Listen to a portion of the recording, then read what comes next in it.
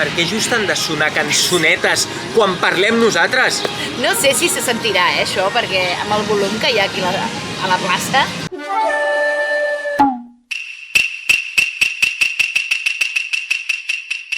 Yokoso! Nosaltres som a Aventura per Japó. Un dia més ens trobem a la ciutat d'Osaka i avui en concret hem passat per un barri que ens havia cridat molt l'atenció ja pel seu nom i també ens l'han recomanat. I aquest barri és Amerikamura.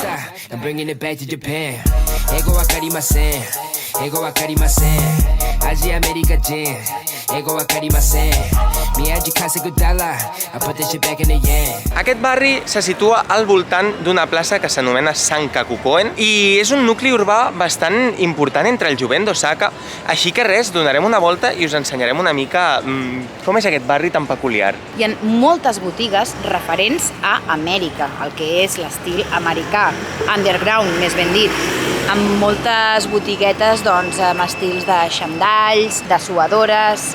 És més, si us hi fixeu, podeu veure una estàtua de la llibertat. Què hi ha més americà que això? Aquí la teniu. Moltes botigues tenen altaveus amb música anglesa, així, de hip-hop, rap i tal. No sé, és un barri molt de flow, no? Podríem dir. A mi m'encanta, A més, també podem veure que hi ha un centre comercial molt decorat de Nadal. All I want for Christmas is you.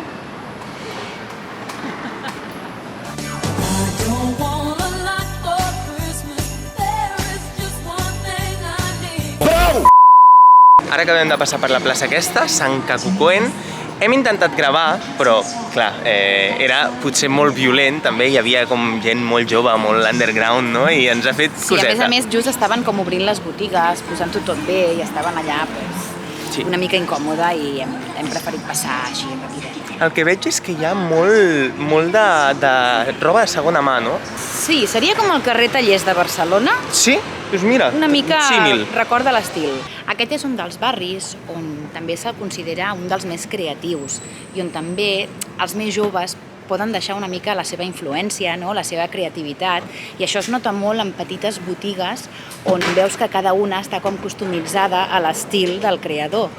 I és el que dèiem una mica, és com el carrer Tallers, no? Que té aquesta essència de retro, de coses antigues, de buscar una mica aquesta essència.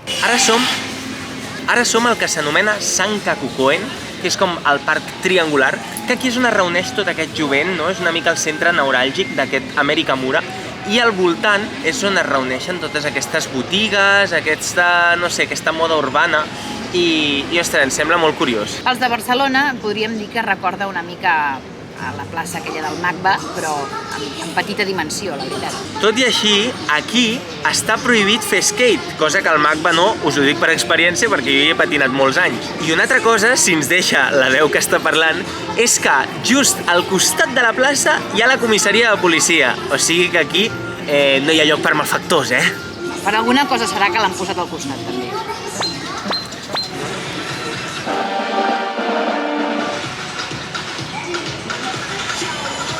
La Mary també és part d'aquest jovent amb rebeldia,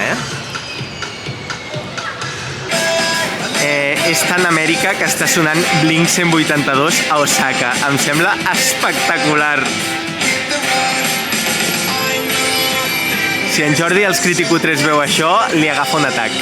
I per acabar, us volíem ensenyar aquesta espècie d'enllumenat que hi ha per tots els carrers, amb una forma una mica estranya, que recorda a un nino de Tim Burton, la veritat, que sembla que està fet per Red Bull, perquè posa Red Bull Ignition, i que està personalitzat, cada un és diferent, de diferents colors, però està per tots els carrers.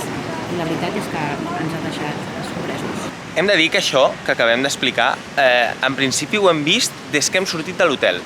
No totes, però la gran majoria tenen aquesta espècie de forma de persona agafant aquest rètol de Red Bull Ignition, i haurem d'investigar una mica més què significa perquè ens ha semblat molt curiós.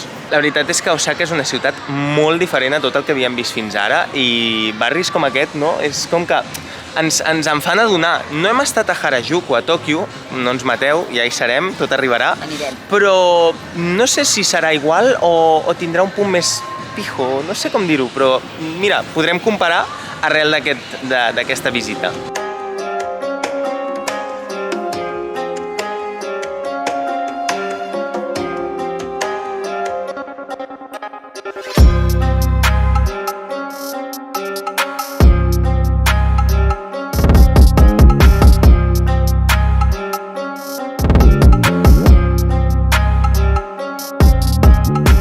Doncs bé, avui ens acomiadem amb aquest flow que ens envolta. Ha estat molt xulo poder veure aquest ambient, la veritat. Ens ha agradat molt ser partíceps i veure una mica el que s'hi cou. I res, ens acomiadem per avui i recordeu que ens podeu seguir a les xarxes socials. Facebook, Twitter, Instagram, Twitch i TikTok. Tanquem ja sí o sí perquè han obert totes les botigues i crec que es començarà a sentir un batibull horrorós. Així que res, moltíssimes gràcies i ens veiem al pròxim vídeo de Aventura per Japó!